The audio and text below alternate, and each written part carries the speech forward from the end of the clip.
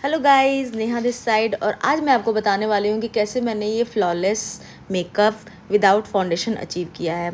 Start मैंने toner से किया है, इसे मैंने अच्छे से अप्लाई किया है। इसको अप्लाई करने के बाद मैंने पॉन्ड्स का वाटर जेल यूज़ किया है। गाइस इतने अच्छे, इतने कम रेंज में ना ऐसा मतलब इतना अच्छा जेल तो नहीं मिलने वाला है। उसके बाद मैंने सिटाफिल का मॉइस्चराइज़र यूज़ किया है। एटलीस्ट 5 to 10 मिनट मैंने इसको अच्छे से मसाज करने के बाद फिर जाके मैंने नेक्स्ट प्रोडक्ट अप्लाई करना स्टार्ट किया है। इसके बाद मैंने स्टार्ट किया है एल्फ ग्लो एल्यूमिनेटर। इसको मैंने अपने फेस पे अच्छे से लगाया है और ये एज एन इल्यूमिनेटर भी वर्क करता है और एज अ प्राइमर भी वर्क करता है।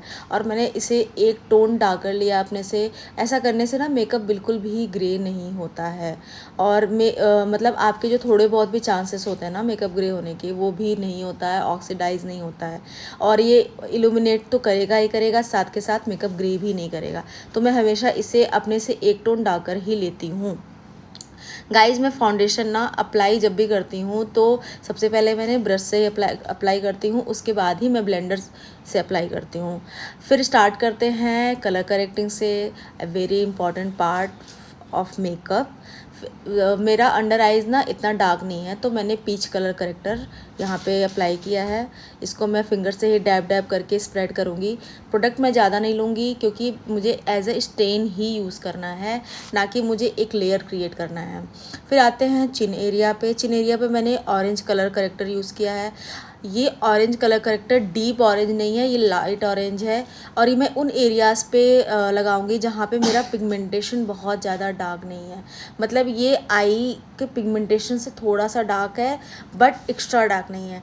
और मैं गाइज मेरे जो लिप्स के कॉर्नर है ना, उसके नीचे हल्का हल्का एक्स्ट्रा डार्क पिगमेंटेशन है, जिसे मैं डीप ऑरेंज से करेक्ट करूँगी। इससे फिर क्या होगा ना कि वहाँ पे अगर मैं इससे करेक्ट नहीं करती ना, तो हल्के हल्के उन एरियाज़ पे हल्के हल्के मतलब एक ग्रे विजिबिलिटी मतलब होती, मतलब जैसे हल्का हल्का ग्रेनेस नज़र आता।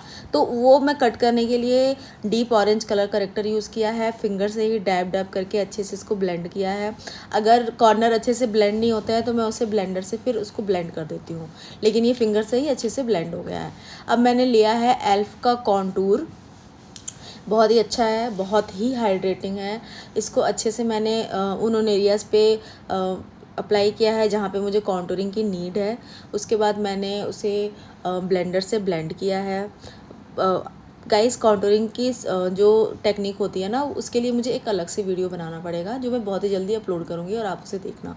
उसके बाद मैंने इसको अच्छे से ब्लेंड कर लिया है। Forehead area, nose contouring and the main chin area, जिसको मैं ब्लेंड करूँगी। ब्लेंड करेंगे अच्छे से, बहुत ही सॉफ्ट हैंड से ही ब्लेंड करेंगे। और थोड़ा सा ना कॉन्टूरिंग जो है वो मेरे फोरहेड पे भी लग गया है, लेकिन अभी एज सच कोई इशू नहीं है, जस्ट बिकॉज क्योंकि अभी मेरा बेस रेडी हो रहा है। फाउंडेशन लगाने से पहले अगर कोई भी डार्क स्टेन आपके फेस पे आता है तो वो बहुत अच्छे से बहुत ईजिली हाइड हो जाता है with the help of foundation. उसके बाद मैंने नोज़ को भी अच्छे से ब्लेंड कर लिया है। थोड़ा सा भी अगर इधर उधर भी होता है ना तो कोई इशू नहीं है, क्योंकि अभी तो ये एक बेस है। इसके बाद तो अभी मेरा मतलब अभी मैं करेक्ट कर रही हूँ, हर तरह से करेक्ट कर रही हूँ, कॉन्टूर कर रही हूँ। उसके बाद ही मैं अपने लाइक हाईलाइटिंग एरिया पे आऊँगी। अब आते हैं ब्लश पे। ब्लश मैंने लिया है O2 का। ये मेरे इसमें मैं नहीं बोल सकती कि ये मैंने कौन सा कलर यूज़ किया है, जस्ट बिकॉज क्योंकि मैंने 2 to 3 कलर मिक्स किए हैं। और दूसरी चीज़ ये मैंने अपने स्किन टोन के अकॉर्डिंग किया है। मेरे स्किन टोन के जो लोग हैं वो ये कलर यूज़ करेंगे, जिनका थोड़ा सा और डस्ट के स्किन टोन होगा वो बेरी कलर यूज़ करेंगे, और जो मेरे से थोड़े से और फेयर स्किन टोन वाले हैं वो पीच कलर यूज़ करेंगे। तो गाइज़ आप टेक्निक पे ज़्यादा ध्यान दो, ना कि शेड रेंज पे, क्योंकि शेड रेंज सबके लिए सारी चीज़ें अप्लीकेबल नहीं होती हैं। मैंने फिर लॉरियल का कंसीलर लिया है in this price range. I think this is the best concealer I have right now. और मुझे लगता भी नहीं है कि इससे अच्छा कंसीलर हो भी सकता है। ये बाई टू फेस को टक्कर देता है, जो कि हाई एंड में अच्छे से मतलब अच्छे से बहुत ही अच्छे से वर्क करता है। मैंने इसे अपने हाईलाइटिंग एरिया पे लगाया है। फिर और पता है गाइस, अगर आप फाउंडेशन भी अप्लाई कर रहे हो या फिर कंसीलर भी अप्लाई कर रहे हो, आप उसे सेक्शन वाइज ही अप्लाई करो। अदरवाइज़ अगर आप अपने ऑल ओवर फेस पे अप्लाई करोगे ना, तो ये अगर आप पहला पार्ट ब्लेंड करोगे तो लास्ट वाला पार्ट ड्राई होना स्टार्ट हो जाएगा। तो मैंने पहले अंडर आइज पे इसको ब्लेंड किया है। अब मैं चिन एरिया पे इसको लगा के फिर ब्लेंड कर रही हूँ। इससे क्या होगा कि आपका मेकअप ड्राई भी नहीं होगा और पैची भी नहीं होगा। फिर मैं उससे भी एक टोन लाइटर लूँगी। बहुत ही कम प्रोडक्ट मैंने इसलिए लगाया है क्योंकि मैं 2 बार कंसीलर को अप्लाई कर रही हूँ। यहाँ पे क्या होता है ना कि अगर मैं डायरेक्ट अप्लाई करती ना तो ये बिल्कुल उजला सा दिखता। तो मैंने थोड़ा थोड़ा करके ना 2 शेड में इसको क्रिएट किया है ये बेस। अब मैं इसी का ये जो मेरा शेड है ना, ये वनीला शेड है जो हाइलाइटिंग में मैं यूज़ करती हूँ कंसीलर का। इसको मैं अच्छे से ब्लेंड करूँगी, प्रॉपर ब्लेंड। ये सबसे ज़्यादा ज़रूरी है हाइड्रेशन। मतलब मेकअप में ना सबसे ज़्यादा इम्पॉर्टेंट 2 ही पार्ट है। आप अपने स्किन को प्रेप करो अच्छे से और अपने फाउंडेशन को, अपने कंसीलर को, अपने कॉन्टूर को और अपने ब्लश को अच्छे से ब्लेंड करो। फिर तो भाई आपका मेकअप तगड़ा होने वाला है, बिल्कुल डूई फिनिश होगा। फिर कहीं पे पैच क्रिएट नहीं होगा, कहीं पे भी पैच केकी क्रिएट नहीं होगा, कुछ नहीं होगा, जस्ट फ्लॉलेस बेस बनेगा आपको। अब मैंने इसको अच्छे से ब्लेंड कर लिया है। जो जहाँ जहाँ का भी पार्ट मुझे हाईलाइट करना है उसको मैंने उस कंसीलर को अप्लाई किया, फिर उसको मैंने अच्छे से ब्लेंड कर लिया। ब्लेंड करने के बाद मैंने लॉरा मर्शे का पाउडर यूज़ किया है। पाउडर आपको कोशिश करो गाइस कि आप अगर आप अपना वैनिटी अंडर बजट भी बना रहे हो तो पाउडर में आप थोड़ा सा इन्वेस्ट करो, क्योंकि अगर आपने पाउडर सही से यूज़ नहीं किया ना तो आपका बेस कहीं ना कहीं तो प्रॉब्लम क्रिएट करने वाला है। तो आप पाउडर पे इन्वेस्ट करो। बेशक आप मिनीज लो, अगर आपकी स्किन ऑयली है तो आप हुडा ब्यूटी का पाउडर ले लो, अगर आपकी स्किन ड्राई है तो आप लॉरा मर्शे का पाउडर ले लो। बट पाउडर में आप इन्वेस्ट करो थोड़ा सा, एक बार का इन्वेस्ट है बट वो चलता भी है कम से कम 1-2 साल आराम से। तो मैंने पाउडर को अच्छे से अप्लाई किया है। उसके बाद मैंने ब्लश, अब आते हैं पाउडर ब्लश पे। पाउडर ब्लश मैंने के ब्यूटी का लिया है।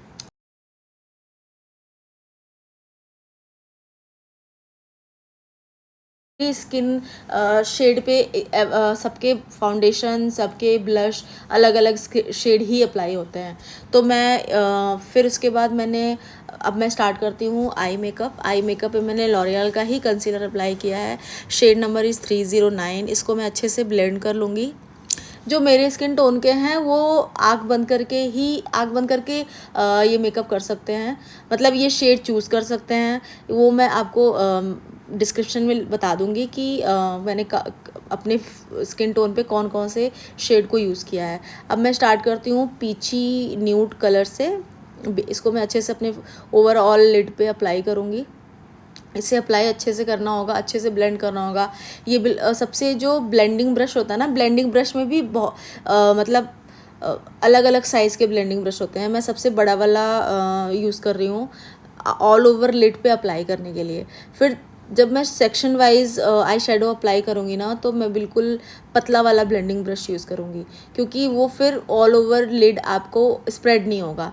फिर मैंने पतला वाला ब्लेंडिंग ब्रश यूज़ किया है और पीची से थोड़ा सा डार्क ब्राउन पीची न्यूड कलर लिया है और उसको अच्छे से आउटर कॉर्नर पे अप्लाई किया है और उसको ब्लेंड किया है राउंड एंड फिर ग्लाइड करेंगे, फिर राउंड फिर ऑल ओवर अपने क्रीज लाइन पे उसको ग्लाइड करेंगे। ये करने के बाद इससे एक टोन डार्कर फिर वो वाइन शेड में चला जाएगा, जिससे एक मतलब ग्रेडिशन सा क्रिएट होगा, कि इंटेंसिटी क्रिएट होगी अच्छे से। फिर मैंने एक अच्छा सा इंटेंस, इससे क्या होता है ना कि ये जो मैंने आई मेकअप क्रिएट किया है ना, इससे आपकी आईज़ बड़ी बड़ी दिखती हैं, क्योंकि आपका जो क्रीज लाइन है ना वहाँ पे अच्छे से अगर आपने अपना आई शेडो ब्लेंड करा हो डार्कर शेड में, तो वो आपकी जो आईज़ होती है ना वो बहुत ही बिगर सा मतलब बड़ी दिखती हैं। फिर मैंने इसको वही शेड लिया है दोबारा से और उसको फिर मैंने अप्लाई किया है। गाइस थोड़ा थोड़ा लेकर अगर आप अप्लाई करोगे ना, थोड़े थोड़े, मतलब डायरेक्ट आपको डिपॉजिट नहीं करना है प्रोडक्ट्स को लेके। इससे क्या होता है ना कि वहीं पे बैठ जाता है आई शेडो, फिर वहाँ से हिलता नहीं है, फिर आप ब्लेंड करते रहो वो वहीं चिपक सा जाता है। तो आप प्रोडक्ट को लो, हल्का से हाथ पे टच करो, जिससे क्या होता है ना कि ज़्यादा प्रोडक्ट फिर आपके आईज पे, आई सॉकेट पे लगते भी नहीं हैं और अच्छे से ब्लेंड भी होते हैं और इंटेंसिटी भी बहुत अच्छे से क्रिएट होती है। फिर आप इसको अच्छे से आई शेडो को अप्लाई किया। अब मैंने लिया है शैम्पेन पिंक शेड में एक शिमर है, ये ग्लिटर नहीं है। ग्लिटर और शिमर में बहुत डिफरेंस होता है, इनके पार्टिकल्स में डिफरेंस होते हैं। मैंने अभी यहाँ पे शिमर ही अप्लाई किया है, ग्लिटर मैं यूज़ नहीं करूँगी। फिर आते हैं काजल आईलाइनर। यहाँ पे मैं पहले काजल से अच्छे से मतलब काजल से ही आईलाइनर क्रिएट करूँगी, उसके बाद मैं उसके ऊपर से आईलाइनर लगाऊंगी, क्योंकि डायरेक्ट आईलाइनर अप्लाई करने के बाद ना थोड़ा सा मतलब दोनों आईज़ में ना डिफरेंस सा आ जाता है। अगर आप अच्छे से पहले काजल से एक पाथ क्रिएट कर दोगे ना तो फिर ये प्रॉब्लम नहीं होती है और ये प्रॉब्लम फिर कम होती है। तो आप अच्छे से इसको देखो, अगर आप बिगिनर हो ना, तो अगर आप जब भी आपको कुछ भी प्रॉब्लम हो रही है आईलाइनर यूज़ होने में, तो दो चीज़ हमेशा दिमाग में रखो। एक तो आप जेल लाइनर लो, उसके बाद से जो नेल आर्ट के ब्रशेस होते हैं ना वो ब्रश लो आप, और फिर उससे आप प्रैक्टिस स्टार्ट करो। फिर गाइस मतलब प्रॉब्लम ही नहीं आती है अगर आपने उससे स्टार्ट किया ना अपने फेस पे। तो क्या होता है कि बहुत ही प्रिसाइज जो नेल आर्ट के ब्रशेस होते हैं ना वो बहुत ही प्रिसाइज होते हैं। वो मतलब ये नहीं कि अगर थोड़ा बहुत भी इधर उधर हो गया तो पूरा आई मेकअप ख़राब हो जाएगा, नहीं, ऐसा होता ही नहीं है, चांसेस ना के बराबर हो जाते हैं। उससे आप प्रॉपर प्रैक्टिस करो। अंडर आइज़ में भी मैंने सेम शेड लिया है, पीच से स्टार्ट करूँगी और फिर मैं वही आउटर कॉर्नर पे मैं अपने वाटर लाइन पे ब्लैक कलर से मैं काजल नहीं लगाऊंगी, और ना ही मैं वाइट काजल, ना ही मैं ब्लैक काजल यूज़ करने वाली हूँ। मैं आई शेडो से ही काजल क्रिएट कर दूँगी अपने वाटर लाइन पे। फिर मैंने इनर कॉर्नर पे शैम्पेन शेड का हाइलाइटर यूज़ किया है। फिर आते हैं लिक्विड लाइनर पे। लिक्विड लाइनर ये निया का है, बहुत ही अच्छा है। लेकिन गाइज जेल लाइनर ना, मतलब आई लाइनर ना, आप liquid liner, proper liquid liner लो, ना कि पेन वाला लाइनर लो, क्योंकि उसको ग्लाइड करने में ना मेरे लिए तो बहुत मुश्किल होता है। अगर आपके लिए जमता है तो आप लो, आप उसको अप्लाई करो, सही है। बट मुझे तो लिक्विड, अब देखो इसमें यही प्रॉब्लम हो रही है, इसलिए ही मैंने ये लाइनर पेन लिया है कि आपको दिखा सकूँ कि इससे प्रॉब्लम क्या होती है। फिर ये मैंने स्टार्ट किया है ब्रो को डिफ़ाइन करना। ब्रो को मैं डिफ़ाइन कर रही हूँ एनास्टासिया के पैलेट से ही। थोड़ा थोड़ा सा मैंने बहुत ही माइन्यूट सा लिया है और उसको पूरे फेस पे, क्योंकि मैं अभी ये ब्राइडल लुक तो कर नहीं रही हूँ कि मैं बिल्कुल इसे डार्क करूँगी। बिल्कुल नेचुरल सा आई शेड, बिल्कुल नेचुरल सा ब्रो आपको क्रिएट करना है। अब मैं इसे अच्छे से क्रिएट कर लूँगी, same as the second brow. ये अब मैं इसको अच्छे से अभी सेम मैंने सेकेंड ब्रो में भी वही चीज़ अप्लाई की है। अच्छे से इसको आप बहुत ही, अगर नेचुरल सा इफेक्ट देना है तो बहुत ही कम से प्रोडक्ट लेके आपको अप्लाई करने हैं। उसके बाद अब आते हैं लिप्स पे। ये मार्स का लिप पेंसिल है, इससे मैं एक आउटलाइन क्रिएट करूँगी। थोड़ा सा वाइन शेड में है, ब्राउन शेड में नहीं है, क्योंकि मेरा जो लिप कलर होगा ना वो थोड़ा सा पिंक न्यूड में क्रिएट करूँगी मैं इसे। तो मैंने आउटलाइन अच्छे से कर लिया है। इसको मैं ब्लेंड करूँगी ब्लेंडिंग ब्रश से। इसको ब्लेंड करने के बाद फिर मैं लिपस्टिक को अप्लाई करूँगी। अब गाइज आते हैं लिपस्टिक पे।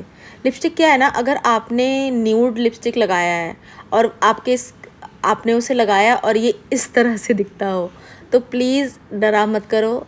आप इसे अप्लाई सही से करोगे ना तो ये लिपस्टिक भी बहुत अच्छी लगेगी लाइट की। आप हमेशा अगर लाइट कलर का न्यूड लिपस्टिक ले रहे हो तो आप डार्क शेड में आप इसे आउटलाइन करके उसको जब आप मर्ज कर दोगे ना तो बिल्कुल ऐसा सा इफेक्ट आएगा। अभी ये ख़त्म नहीं हुआ है, इसके बाद मैं इसको अच्छे से ब्लेंड करूँगी। ब्लेंड करने के बाद मैं एक और शेड लूँगी, जिससे क्या होता है ना कि इसका जो कलर टोन है ना वो चेंज भी हो जाएगा और बहुत ही मतलब खूबसूरत सा लगेगा।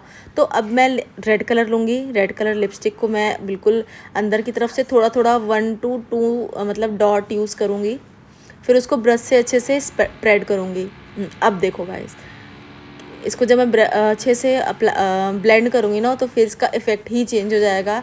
और जो ये जो आपने लिपस्टिक का शेड देखा था ना, वो अब कहीं भी इस तरह से विजिबल नहीं हो रहा है। ये मिक्स एंड मैच होने के बाद बहुत ही सुंदर सा कलर निकल कर आया है। आउटर कॉर्नर पे हल्का सा लग गया, बट कोई बात नहीं। चलो अब स्टार्ट करते हैं। ये मेरा फाइनल कंप्लीट हो गया मेकअप। अब मैं इसे सेट कर दूँगी मेकअप स्प्रे से। रिकॉर्ड का ये मॉइस्चराइजिंग स्प्रे है, आप इसे प्रेप भी कर सकते हो, सेट भी कर सकते हो, और फिर एज अ सेटिंग स्प्रे भी यूज़ कर सकते हो। हाइलाइटर मैंने होजो का लिया है, द OG1 हाइलाइटर। इतने कम प्राइस में इतना अच्छा हाइलाइटर आपको नहीं मिलने वाला है, तो आप इसे ले लो आंख बंद करके। सो ये मैंने ले लिया है होजो का highlighter, the shade is champagne. इसको मैंने अपने नोज़ मतलब जहाँ जहाँ जो जो हाइलाइटिंग पॉइंट है उसको वहाँ पे मैंने अप्लाई कर लिया है। इसे भी मैं बहुत ज़्यादा यूज़ नहीं करूँगी, क्योंकि ये एज अ पार्टी मेकअप हम कर रहे हैं, ब्राइड नहीं कर रहे हैं। तो ये रहा गाइस मेरा फाइनल लुक। तो आप मुझे प्लीज़ कमेंट में बताना कि आपको ये कैसा लगा। Tata, bye bye, bye guys. I hope आपको मेरा वीडियो पसंद आया हो, तो आप प्लीज़ इसे लाइक करो, सब्सक्राइब करो और कमेंट भी कर दो। Thank you so much guys, love you.